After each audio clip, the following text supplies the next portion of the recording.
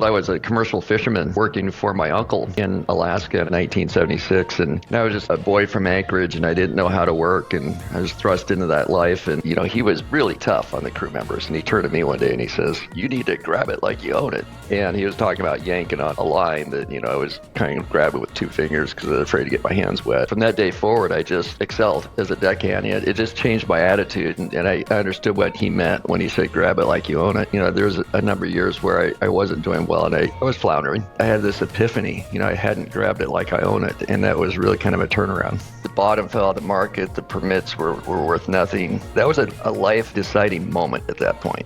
Having your sleeves rolled up and doing that work yourself is so important in that first stage, that first million, because you need to understand all the processes. Nobody's going to do it like you, but then you have to be able to let go. And that's really the hard part, is getting past that 1 million, is learning how to delegate.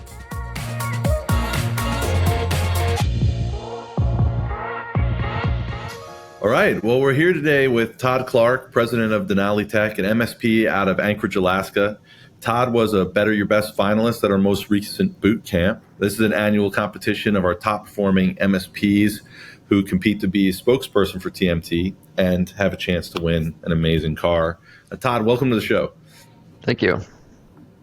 I wanted to dive right into a phrase that I've heard you use on many times over the last couple of months. Grab it like you own it. Can you tell me where that came from and what it means to you and your business?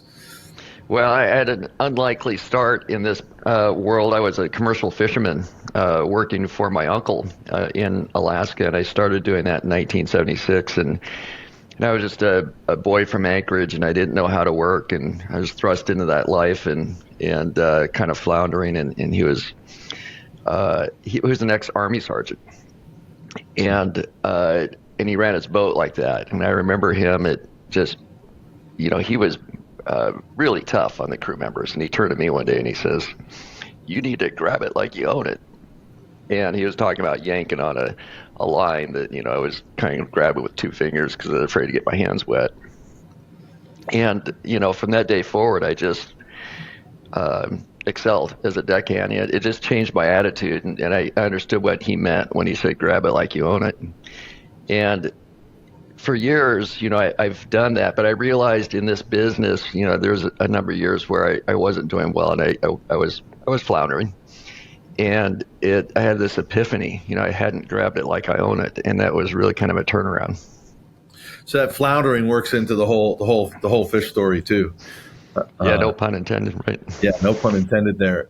You were, that's very interesting. I saw you on stage, at the Better Your Best competition up there telling your story. What was that like? What was that experience like being up there? I think it'd be interesting for people to know because it's a pretty big audience. Yeah. Just how's that whole experience like for you? Yeah, it was awesome. I've had a fair amount of experience speaking to smaller groups and feel comfortable with that. And if you know your content, you really want to get it across, it makes it a lot easier. Years ago, I'd spoken to a group of outdoorsmen, and it was about 1,000 of them. And I got to tell you, I was really nervous at that time. But the preparation and the story that I wanted to tell for Better Your Best, and the preparation with Dave Rendell, and the hours and hours of going over my presentation and rehearsing, I was afraid I was going to be nervous, or I was nervous I was going to be nervous. And I got up there, and I started to tell my story, and I relaxed. And I think I gave the best presentation I possibly could have. And it was just because of the experience and the community and the preparation. It was awesome. Yeah, it definitely, you did a great job. It definitely was smooth. You had a good pace. You seemed like very much in command of the material. I when I was sitting out there, I heard you say towards the end that you would love for, at some point in the future for somebody to come up to you and say, "Hey, that grab it like you own it, that inspired me to do something in my business." What was the reaction, kind of when you came off stage and got back among your peers or in the weeks after now? What's that reaction been like? Well, immediately after I got off stage, I was kind of in a daze. Yeah, I'm sure. It took a while. But when I was out there in the hallway on breaks, my wife was with me and she was joking because I couldn't make it 20 feet without talking, to 5 or 6 different people. And people would come up and they would say I was inspired or I want to know more about this. And even since then, I was at another conference a month later. And I had 3 different people come up. And this wasn't a TMT conference. I had 3 different people come up and say, that was an awesome presentation. It was expired. I voted for you. So, that was kind of neat. I've had people reach out to me via email and phone calls asking for clarification on some of the techniques. Just 2 days ago, I sent the spreadsheets and a meeting link to a fellow that was interested in how to do his price increases. And I said, hey, jump on a call with me. I'll walk you through it. There's a lot more that I can help you with than just give me the spreadsheet. Yeah, that's incredible. I mean, I would say even when I was putting together these questions and I was coming around that theme of grab it like you own it, there was a part where I was like, well, I think I got this. It's close enough. It's going to go fine. And I'm like looking at these words on the page, grab it like you. I'm like, wait a second, maybe I should dig in a little more here. Like, so thank you. I was inspired too by that, by those words. Let's start. I mean, you said you started commercial fisherman, and you're a young man. So that doesn't immediately jump off the page as a starting career for running an MSP. So if you take us back a little, like how did that happen? Or, why did you decide to get into tech and then run your own business? Two different things beyond fishing. Well, I started fishing when I was 11, so it wasn't really a choice I had. My dad talked to my uncle and says, hey, will you take him on the boat and teach him how to work? Teach him some manners while you're at it. I remember that part. I learned about that years later. It answered a lot of questions I had, but as an 11-year-old on a deck of a fishing boat, that was a completely different world. Might as well have been on a different planet. And I did it for 12 years, and eventually the last year I skippered the operation. I had come a long way. And I had learned how to work. I learned the value of hard work, which transfers to this business for sure. And not only that, but the fishing boat was a small business. You had to make ends meet. And so there's a lot of parallels there. But the last 4 years that I fished, my uncle had sold the operation to another person in the community. And so I worked for him, and I actually taught him how to run the boat, how to find fish, how to catch fish, how to be a highliner. And but before my uncle sold the boat, he came to me one day, just out of the blue, and he says, hey, do you want to run this operation? And I had all these things running through my mind. I said, no, because I wasn't even out of high school yet. And about a week later, I came to him and I said, hey, I think maybe I want to talk about that. It's too late. I already sold it. And so I learned another lesson there too. But I dodged a bullet because not only was that a hard lifestyle, I couldn't be doing it, at the pace then at my age today. You just can't do it. And the bottom fell out of the market. The permits were worth nothing. So that was a life deciding moment at that point. And I kind of stumbled into the right decision, I think. And so I used all my money that I was making during the summers to help get me through college, because I knew that I didn't want to be a grunt for the rest of my life. And so I had a vision of computer science, and now I'm a business owner in that industry. So things happen for a reason. Yeah, what was that transition for you from getting that degree and getting I don't know, did you first work as a tech for someone else, or did you go straight to trying to run? What was that? Yeah, so transition? I worked for 12 years for somebody else, and I actually became vice president of that organization, and I had a lot of ideas on how IT ought to be run. And so this is in the late 90s, around 2000. I finally decided I needed to start my own business to implement these ideas, because my ideas were often embraced, but they were implemented poorly.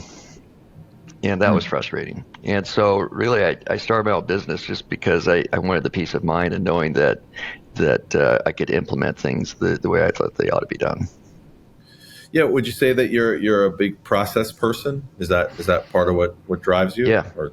Well, process, and I have a low tolerance for risk. Which translates to client satisfaction and their risk management, but also,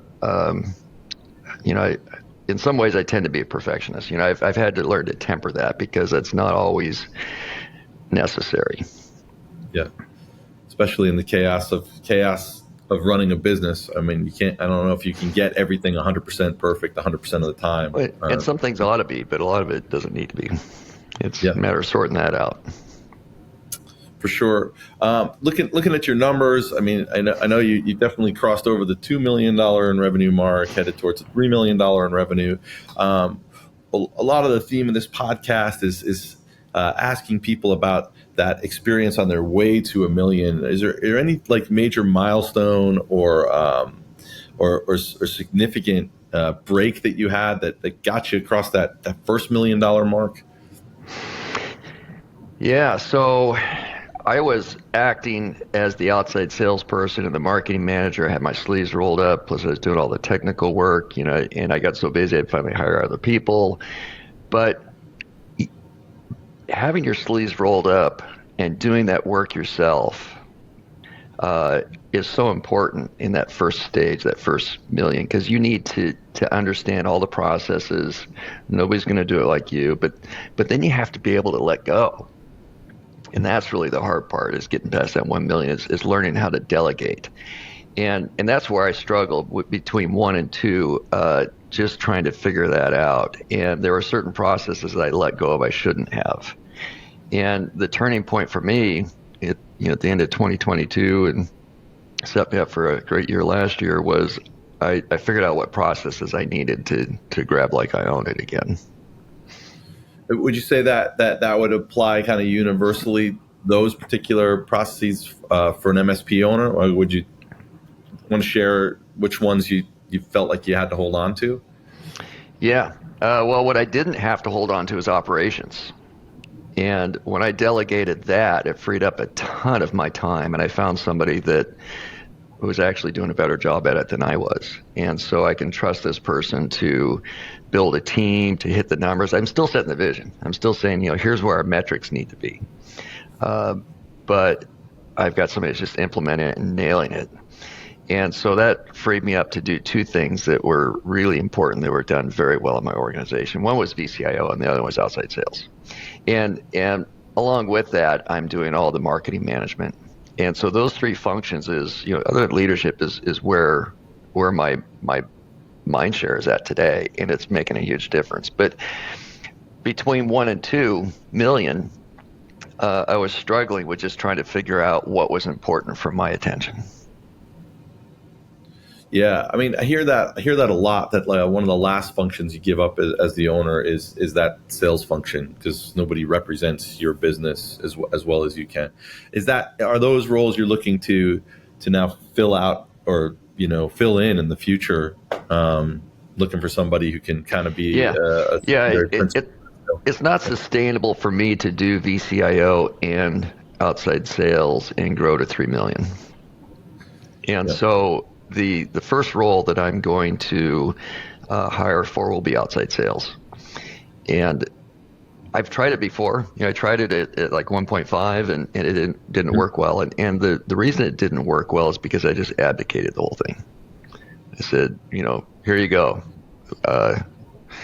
And what I've been doing over the last year and a half in handling it myself is I've been developing the process. I've been developing the training program. I've been developing the playbook. And now when I end up being a sales manager, I can nail it. Yeah, I think that's really a great key. I think a lot of MSPs owners are, obviously come from the technical side, and a lot of them really just don't like the sales part, and they think they're going to plug that whole hole. Well, I'll hire the sales guys, get all this experience. I'll just, he'll know what to do. And I think that doesn't often work out. So yeah, I think the best advice I can give for somebody thinking of hiring a salesperson is that you will be disappointed if you have not set up them for success. And when I say set up them for success, I mean every step, every process. I don't mean micromanage, but I mean paving the way and then being able to train them into it and then hold them accountable for the important points. And I think so many people just, they think they're just going to hire a salesperson and everything's going to change. And it will get worse if you don't lay a really strong path for that salesperson. What kind of materials are you digging into for that process? Is it, are you leveraging any of the TMT or outside? I'm just curious how you're building it. So for the outside sales process, I've been following the TMT 5-step sales process, which is really good. And it's covered under the Producers Club fees. That's right. And so I can attend, I can learn that process, learn the materials, attend the accountability group. And Ray and the team are exceptional. Their coaching is really, really good. And the accountability part that I come to those meetings prepared because I don't want to be called out. They're doing an awesome job. And so, I've looked at a lot of different sales programs with other peer groups, other businesses that do MSP sales. And I just think the 5-step sales process and Ray and Satima's coaching is that, well above anything else that I've seen. And so I'm comfortable having gone through that myself that I can, when I hire an outside sales rep, I can run them through that program and it's going to be awesome. Oh, that's excellent. That's great to hear too. Let's switch it up here a little. I think I looked up Anchorage. It looks like there's maybe somewhere around 300,000 people living there. Can you speak a little? I'm sure a number of listeners here are from smaller markets. Are there specific challenges that you could speak to, or maybe even opportunities in a smaller market? I'm sure you've been through it. That was my head trash. My excuse. I'm in a small market. It's not an excuse. When I finally decided I needed to grab it like I own it, we up here we have a saying, we have the bull moose technique, right? That just means that you brute force it. And I had used all these paid lists, to try and build my marketing list. We couldn't seem to get above we would get maybe 1,000 prospects on the list. By the time we're done cleaning, it'd be back down to 800, and so we were hovering around that 800-900 range, and it just wasn't enough. And so what I did is I went out to the State of Alaska's website where you could download the business license database, and it had over 100,000 businesses in there. Now, a ton of them were, and these are current businesses, current licenses, but the majority of them are 1 and 2 employee organizations. They may be headquartered out of state, and they're doing business in Alaska, so they need a business. And by the time I filtered that down, I've got maybe 500 prospects that I need to continue to scrub, but I've been able to almost double my list. And that's one of the things that I really needed to grab like I own it, is that list. And so now today I have a much better handle on my list. Everything's classified properly. It's cleaned. My sales development reps are doing a much better job of setting appointments. That was a huge part. But I had to put it all in a spreadsheet and just go through it and sort it out, and it took hours. It literally, and then get crafty about how I was going to augment the information and figure out, because what they don't give you in the business license database is revenue, size, that sort of stuff. So, but I had to do it because 800 names on it or prospects in a database just isn't enough. And so, if other people are out there and they're saying, look, I'm in a small marketplace, I can't make this happen. One thing you have to do is you've got to market and sell better. But there's other things that you can do also. You can increase your prices or provide more value and more services to your existing clients, increase your revenues. And you can decrease your costs. You can become more efficient. I did all three. And that's that's what worked for me. There just wasn't a choice in a small market. You've got to do what you have to do, but you can. This all works. It doesn't matter the size of your market. Yeah, let me jump on that. Say that in your presentation, you mentioned you had a 31% increase in top line revenue, 38% increase in monthly recurring revenue, and really an outstanding 1,100% increase in your net profits. That number really stands out. But can you go a little more into breaking down some of the strategies used to produce those incredible numbers? Like, obviously, we talk here all the time. Your list is certainly, matters tremendously when you're going to market. But what else got you to those levels? Yeah. So in terms of increasing the overall revenue, I did price increases on it. So it's one of the things that I provided in the Better Your Best presentation was just a quick overview of that, and I showed a spreadsheet, and it's one of the things that's available on the dashboard. But what I had to do was have a really good command of what my net profits were for each and every client. And so I could go in surgically and figure out which ones I needed to. And then I went out to a CPI calculator that's a federal website. And I figured out what the CPI increase was for each of these clients since I had last done a rate change. And some of them, it was 15 to 20%. I mean, it was, wow. I was doing a really poor job of staying current on that. And so I stack ranked the clients two ways. One, I looked at their all-in seat price, and then I looked at their profitability. And you've got to have command of your numbers. You got to know the profitability per client. That's a whole other subject. But those that were below my target seat price and had a low profitability, I could then go in and say, this is the exact amount I should raise their prices with good justification. And so I even provided the sample letters on the dashboard as well. But so I went to each of those and I said, okay, here's where we're increasing the prices, and here's the percentage why. Here's where we've done value add and haven't increased our price because of that. The only attrition I had, and some of it took a year to happen, was some very small clients. And we're trying to raise our average contract size to over 3,000. It's about 2,800 now. And so I didn't really mind losing those very small clients. And, they just couldn't afford us. They're better off with a break fix environment. And so that was almost just kind of the pumpkin plan approach anyway.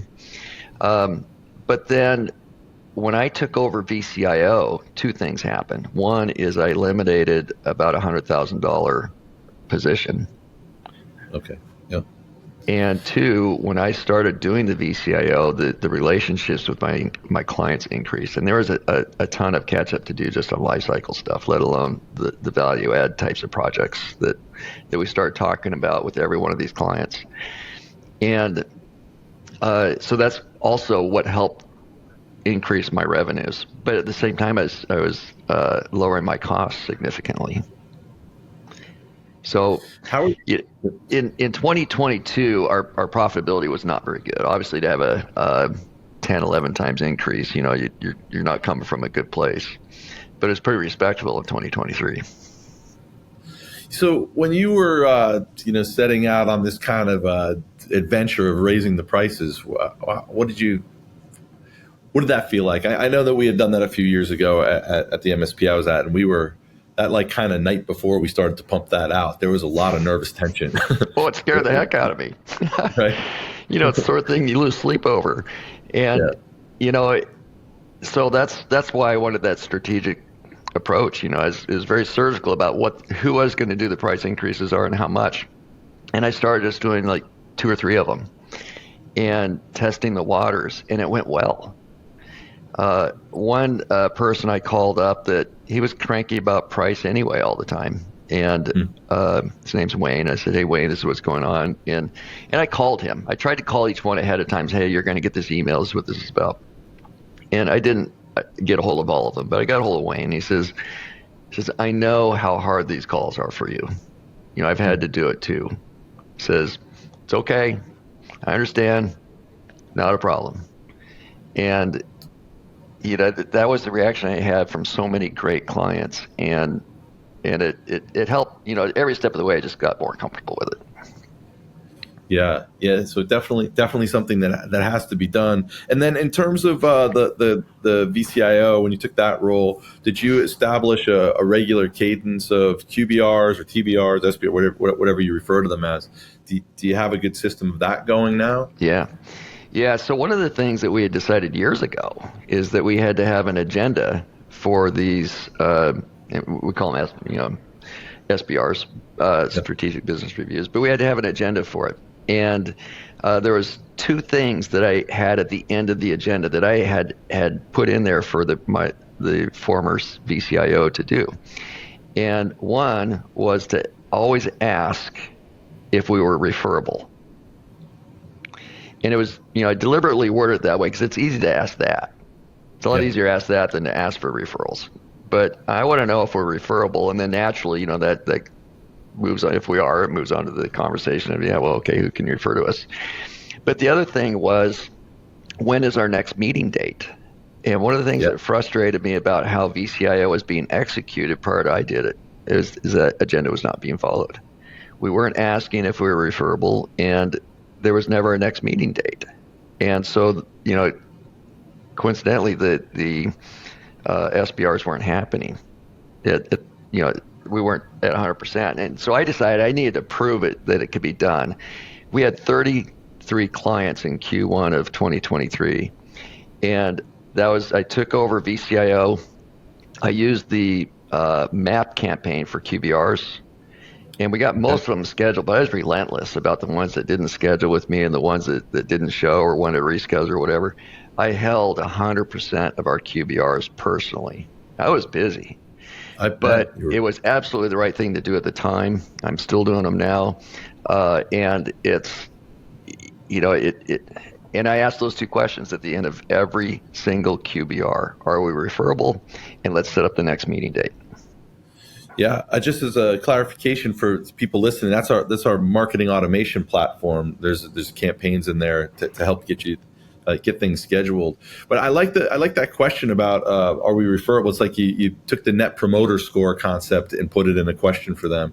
Do you find, and then if they say yes, do you have a follow up? Do you come back on that and say, is there anybody you can think of now, or do you ask for them after a soft next question? Rather than, because I never wanted to feel like the Amway guy. Can you give me 5 people that, so then, the next question that you can ask if you're referable is, have you referred us? Yeah, that's good. And then they go, and then they start to feel guilty on their own, and so they start thinking about referrals. So. Yeah, that's great. I think the other step is crucial too. Is that to schedule while you're there. I think in the whole sales process, everything is a little mini close to the next moment, that breadcrumb. And I mean, whenever you're in any part of that process, internal, external, I think if you can pull out your phone right then and say, well, when are we meeting next? I think it's very, very valuable. So, I guess it worked for you. So would you say now that you've got that process rolling, that you feel like those meetings are happening and going to happen on a consistent basis? Or do you think you still have people you got to chase around? Yeah, every client's got their personality. Some of them I have to pester a little more than others. But, here's the key too. One of the clients that we picked up at the beginning of 2023, it was a oil field services company, and I remember when I was talking to them during the discovery meeting in the sales process. This really threw me off because I had never heard this before. But their complaint about their current provider was the QBRs. And I asked, I said, "Well, tell me about that. Help me understand." And the account manager / VCI, and that's something you have to be, just not to digress, is you really want to provide VCIO, not just sales. You need to be providing value during these quarterly meetings. And the fellow would show up with a PowerPoint slide and run them through a sales of all the, process of all the things that, all their add-ons that they want them to buy. And then as soon as the slideshow is done, he's out the door. Oh. And they said, we never had a chance to talk about us and our problems and our issues. There was no, talk about how to make us more productive, how to make us more safe. It's just a sales presentation. He was gone. We were not interested in that. And I said, I promise you, when we hold quarterly meetings, there will be value for you in every one of those meetings. And I like to ask that. I don't have that as part of my agenda, but I ask that often. Hey, was there value in this meeting? And I try to have a theme. For instance, one quarter, my theme was their data backup and recovery expectations. Sort of like a disaster recovery plan. But what I showed them on a table, all the different backups we had in place, what their recovery point objective is, and their recovery time objective is for all the different systems, and walk them through that so that they could understand what a disaster would look like. And I didn't sell them anything. But part of what I did is I got sign off on that they understood what those expectations were. So what I got out of it was risk reduction, because now I know that they understand really what their expectations ought to be in a disaster, where there was a server failure, drive failure, ransomware, whatever. And what they got about it was education. And so I try to pick a theme like that every quarter and deliver as much value as I can, and that helps them come back. It helps with referrals, everything else. Yeah, I think that's really interesting. I think, I believe that really you're trying to have this strategic partnership, and if it feels like a one-way street at all, you're just there to collect dollars. Well, that's obviously not much of a partnership. I was just speaking today with Allison, who runs our account management implementation program, and we were going over the modules for the session today, and she said, if you're doing account management wrong, if you need to replace that account manager at some point in time, and that account responds by saying, "Oh, this is our new salesperson." Right. Like that. Yeah. It seems you missed the mark then, right? So that's great. So you're finding that by bringing that strategic value, by bringing that thought leadership, that you're having an easier time getting the right people in the room for these meetings, which I'm sure just expands the relationship. Here's the thing: if you do the right thing by your clients, the money will follow. Yeah. And I truly believe that. And if I go 2 or 3 QBRs out selling them something, and I've strengthened that relationship, when it comes time to do some risk reduction that we mutually want, because we don't want more tickets that are crises, they're much more receptive to that. It's excellent. Let me switch it up here a little. Ask you something else about. I mean, we know that in the community, you're able to leverage some of the account management information, the sales process with Ray and Satima. I know you're a captain here of one of our most successful Producers Club accountability groups. Has that experience being the captain there and working within that small group had any contribution to your success? Captains can't slack. That's right. Not around you. That's the fact of the matter is if you're going to be a captain, and we're a certified group, so that means that I have certain criteria. I need to attend meetings. I need to have certain metrics, and meet certain all that. And you have to set a good example. You have to be at every meeting. You have to make sure that you're doing everything you can to meet the numbers that are required. You need to make sure that your group members show up. All of that. It's it has. When we started our group, it was in 2016. And our coach was Charles Henson, and great coach. I mean, Charles is awesome. I get smarter every time I talk to him. And when he was done coaching us, and he left the group to do its own, we kind of floundered. And the person who was a captain. Actually, it was co-captains. They both decided they're going to do something else. And Charles got back involved, and he said, "Hey, great group. You need new leadership." And I didn't want to step forward or open my mouth but I did. Somebody asked if I would be captain. I said, "All right, I'll do it under these conditions. One, everybody shows up. Two, everybody gets their numbers in. And all that. 'Cause I don't want to babysit folks. But it's a great group.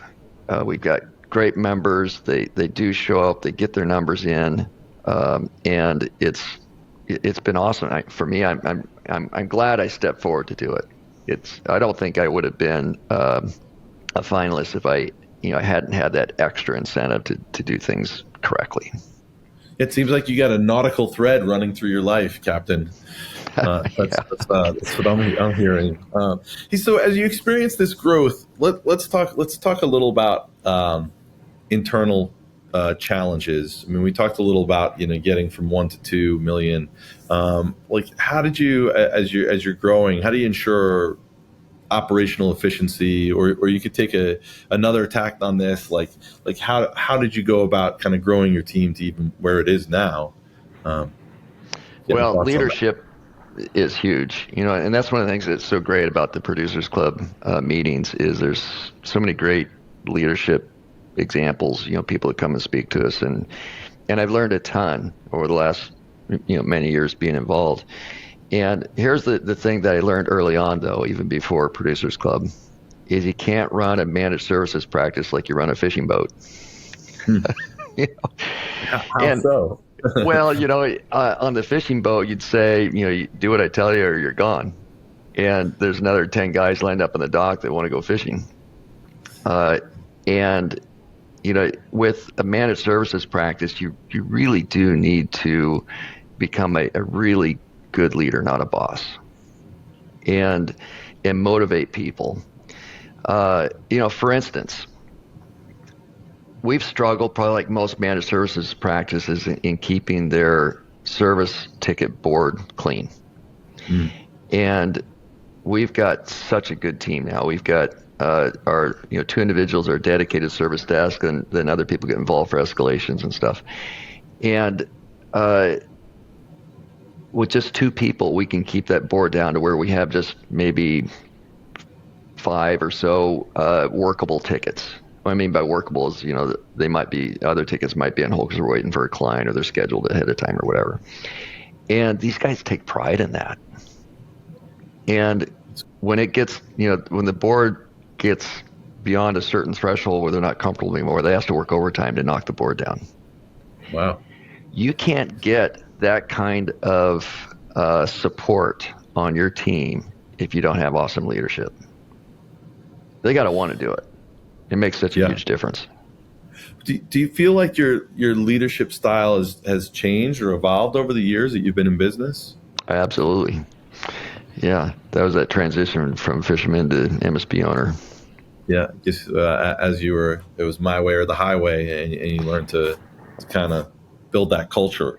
You'll never have that awesome culture that we have if you don't really embrace leadership and get your team to love you and love what the business does and buy into the vision, and you got to have that.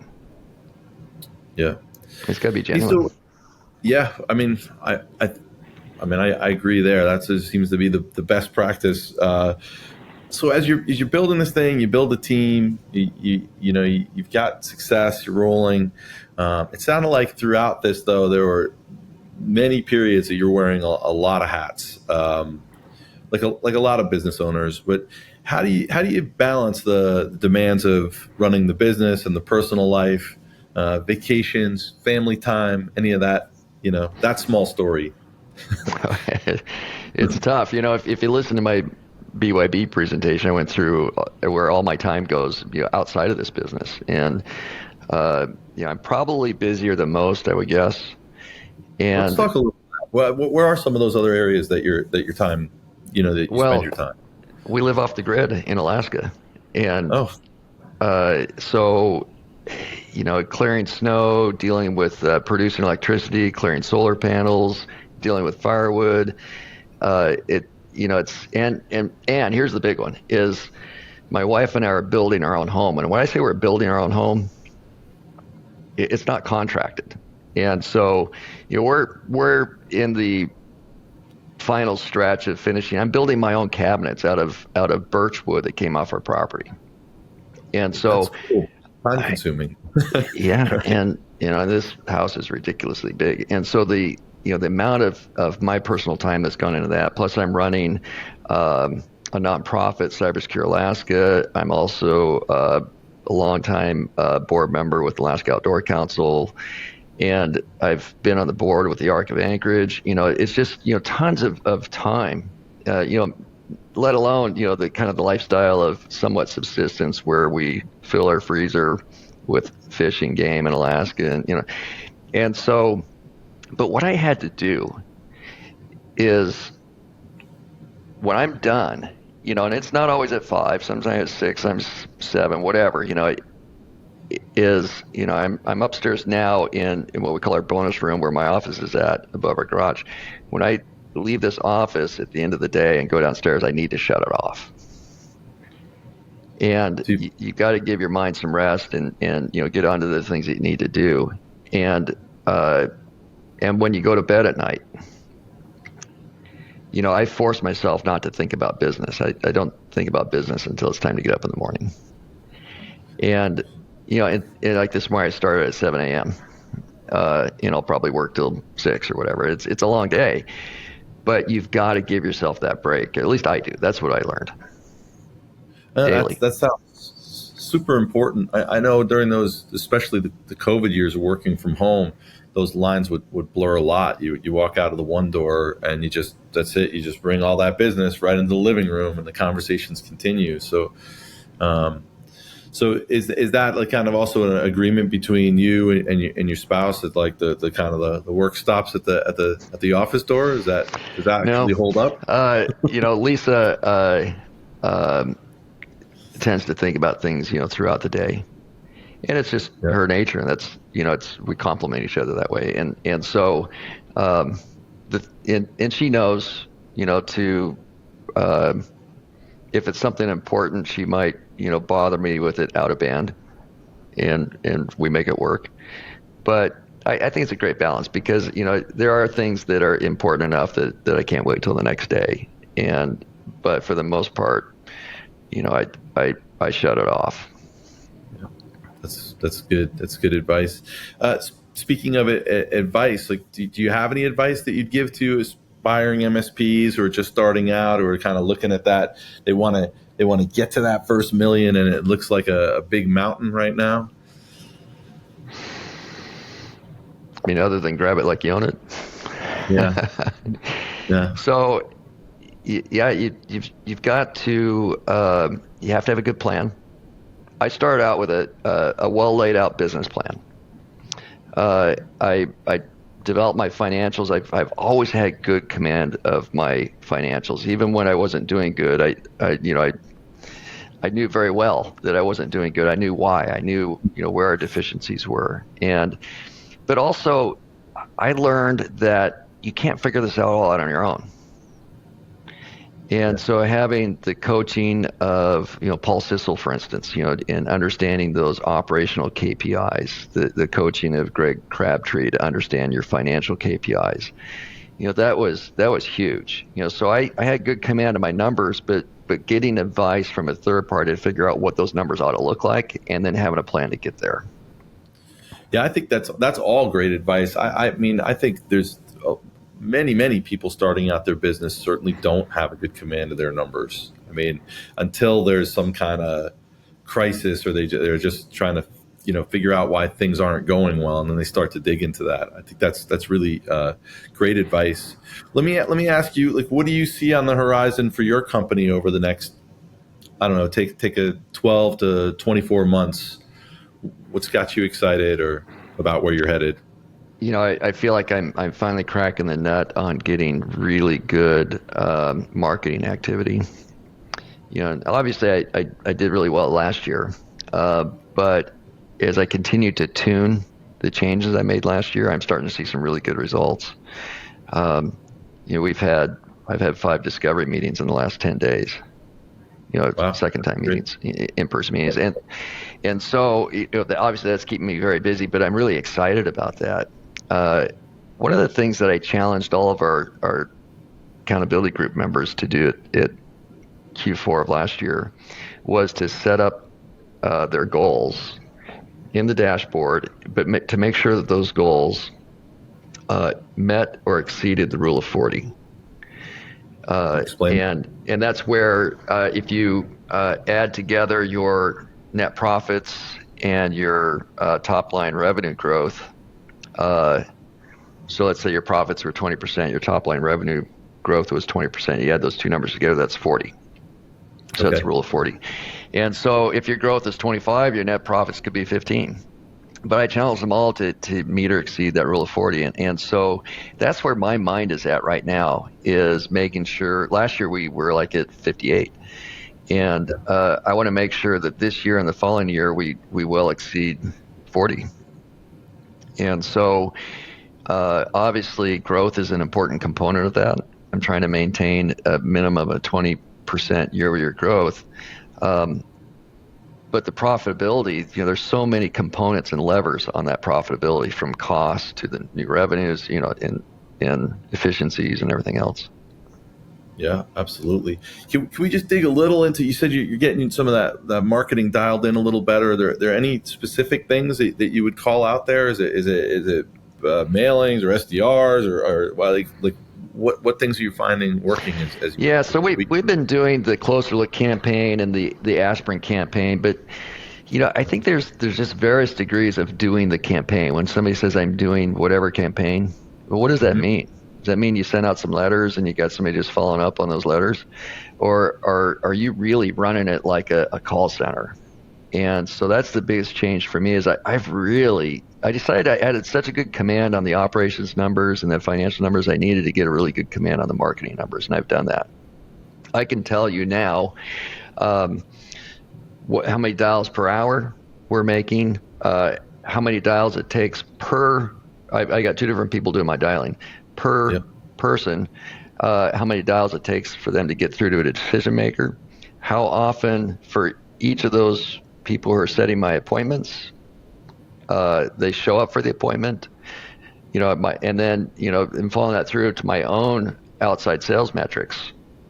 And so, Robin has gone through, many times, in the Producers Club meetings, backwards math. In other words, if you want to have this kind of MRR, these are the activities you need to do based on these ratios. I know those ratios, and I know how to tweak them, and I can tell between my two different dialers who's performing in what area. And here's the other thing that I did. I talked a little bit about in the Better Your Best presentation, is I developed a system where within 2 weeks I can hire a highly qualified dialer, appointment setter. 2 weeks? Yeah. And and then I developed a training program where within about a week I can get them dialing. And what it's done for me is I'm not settling for mediocre. I mean, either they can produce quality appointments or they can't. And if they can't, they get replaced. And it may sound harsh, but you're running a business, and it's really important. And I'll coach them, I'll give them a chance, I'll walk them through things, but you're either they're going to be hitting your numbers, or you're going to find out that they don't have the capacity for it, or they don't want to do it. What do you find the window of time is before you know that if that performance is going to be, if it's a couple weeks to hire, a week to onboard, how much? I would say 30 to 60 days. You either need to have a performer or find somebody that have somebody else in the pipeline. So I'm using 2 part-time appointment setters. Obviously, with a small list, having 2 appointment setters full-time is probably a stretch. So I have 2 part-time, and I'm able to, with the metrics I pull together, I can tell you what the best time of the day is to call, because I'm tracking all that. So just having all of that data at your fingertips and having it per appointment setter is phenomenal. I think it's really going to help us this year. That's great. You covered a lot of ground, different campaigns, different strategies, building your team. I really appreciate you taking this time. It's definitely been, as always, a pleasure talking with you. I just want to serve you up a softball here for the end. Do you have any last words for our listeners? Grab it like you own it. Thanks, Todd. All right. Thank you, Rob.